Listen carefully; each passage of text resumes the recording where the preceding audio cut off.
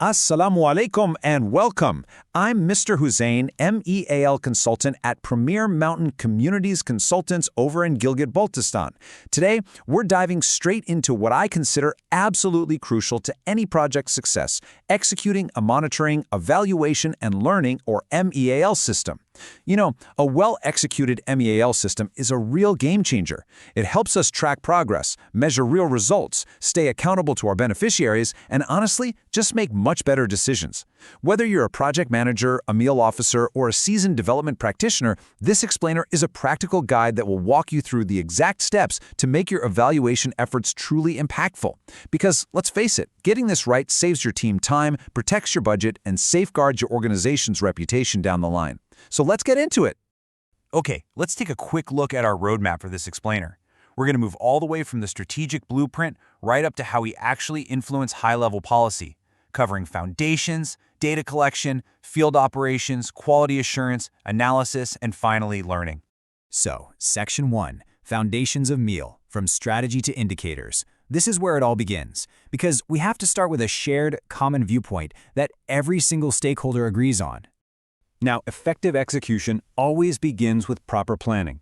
If you skip straight to picking your indicators without a theory of change, well, it's literally like building a house without a blueprint. First, we map out those long-term goals and causal links. Then, the logic model steps in to unpack that big picture theory into very specific inputs, activities, and outputs. And only then do we finalize our indicators, making absolutely sure they are smart.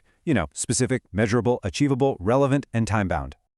This trajectory essentially maps out the entire continuum of our work. We start at the baseline by rigorously tracking our resources and inputs just to make sure we're being efficient. Then, we follow that thread all the way through to evaluate our effectiveness and our true contribution to that envisioned long-term impact. It's the complete narrative of change, tying our day-to-day, on-the-ground activities straight to long-term sustainability. But here is an absolutely crucial point.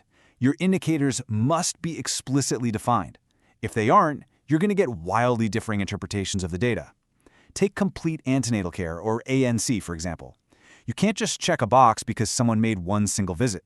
Before a single piece of data is collected, we have to explicitly define that this metric actually means the number of checkups, taking height and weight, TT injections, and IFA tablets consumed. Without that rigorous, granular level of detail, your field data is going to be inconsistent and, frankly, pretty useless. Which brings us to Section 2, Preparing Data Collection, the Machinery of Evaluation. Now that our indicators are strictly set, we have to figure out the exact machinery for gathering this vital info out in the field. Historically, we've had a choice between paper-assisted personal interviewing and computer-assisted personal interviewing, or CAPI. Paper as well, it's traditional, but it also gets messy, gets lost, and can get completely ruined in the field. CAPI is where the industry has definitively shifted, and for very good reason. Tablets give enumerators this wonderful, natural conversational flow with automated skips so they aren't awkwardly fumbling through 50 pages. Plus, for us project managers, it provides real-time data access and automated validity checks, which heavily reduces the turnaround time between collection and actual analysis. In a modern setup, field teams use their digital devices, loaded with software like CS Pro, to instantly aggregate and sync files right onto a central server. It's a beautifully smooth flow that allows for immediate reporting and course correction. I mean, imagine being able to spot a massive data collection error on day one, rather than finding out at the end of the month when the budget is spent and it's way too late to fix. But before we just deploy all the shiny new tech, we absolutely have to pilot test the entire survey protocol. We start with careful semantic translation into the local language, do some pre-field testing, and then run a real-world pilot with about 20 to 30 subjects in non-sampled areas. This step is non-negotiable. It calculates our reliability coefficients and flags any ambiguities. More importantly, it helps us spot respondent fatigue. If your survey exhausts the person answering it, data quality just plummets, so you have to revise the tool during the debriefing stage. Moving on to Section 3, Field Team Operations. This is the human element of MEAL. We're stepping away from the tech for a moment to focus on our enumerators and supervisors because they are the true custodians of our data. Recruiting these folks has to be exceptionally rigorous. An enumerator isn't just a warm body holding a tablet. They need stellar communication skills and total fluency in the native language so they can build rapport instantly. And context matters. If we're evaluating clinical quality at a rural health facility, bringing on an enumerator with a nursing background is invaluable. They naturally understand the environment and all that specialized medical terminology. Building that team's competence is quite a journey. You can't just toss them a manual and point them to the door. We kick things off with detailed classroom training, then we do extensive role-playing with mock interviews, and then we do actual field practice. All of this builds up to a full dry run that tests exactly how ready they are under simulated, real-world conditions. This rigorous training pipeline is really the only way to guarantee consistency across a large team. Once they're actually out in the field, it's a carefully balanced team dynamic.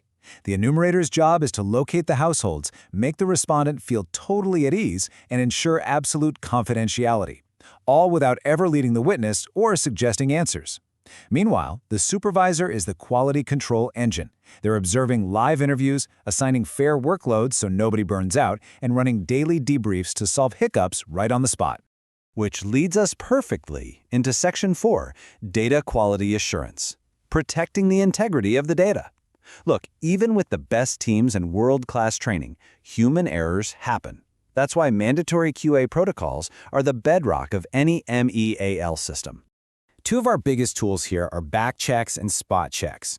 A back check is when we verify data after the fact. We systematically do a short re-interview with the respondent and compare it to the original results. A spot check, though, is all about fixing bad habits in real time. A supervisor stands there and observes the live interview as it happens. Both of these are absolutely essential for maintaining transparency and ensuring we have total trust in what we collect. And remember those digital tools we talked about? By embedding automated logic rules straight into the software, we can block impossible data entries before they even register. Think about a consistency check. The hours a woman took to deliver her baby mathematically must be less than her total stay at the facility, right? You obviously can't record a 10-hour delivery if the patient has only been admitted for 5. Little automated guardrails like this save us massive headaches when it comes time for data cleaning. All right, Section 5, conducting data analysis, extracting the narrative. So, our data's collected, and it's thoroughly cleaned. Now we move into the analysis phase, where we blend our cold, hard quantitative facts with rich, qualitative context to tell the true story of the project. We highly recommend a mixed method approach here. The quantitative data, which we crunch using software like SPSS or Stata, gives us the attribution of impact, the definitive statistics on what actually changed. But the qualitative stories of change, which we code in software like NVivo, well, they explain the how and the why with incredible depth and specificity. Put them together, and you have the undeniable evidence required for future planning. Finally, we've reached Section 6, Learning and Policy Influence, making the evaluation matter. Because at the end of the day, an evaluation isn't just about handing in a report that says a program worked. It's about transforming all that hard-won information into continuous improvement. We generally break learning down into these 4 dimensions to make sure our findings do more than just sit on a shelf. Process and organizational learning help us spot internal bottlenecks and fix them. Knowledge development deepens our empathy and real understanding of our beneficiaries' lives. And policy learning? That ensures we translate our theories into better, smarter future programs for the entire development sector. I love this point. Recommendations absolutely must fit the current political zeitgeist. Simply put, if your policymakers can't easily digest the data, or if your findings completely clash with the government's current strategic priorities, even the most rigorous, perfectly executed evaluation won't drive systemic change. We have to communicate our findings so they resonate deeply with the people who actually have the power to decide. So, as we wrap up, I want to leave you with this somewhat provocative thought to mull over as you design your own MEL frameworks. Are you just out there recording daily activities, or are you actually measuring impact, challenging long-held assumptions, and driving future policy? Thank you so much for joining me in this explainer today. I really hope this practical guide helps you build more robust, accountable, and highly impactful development programs. Until next time, keep learning and keep evaluating.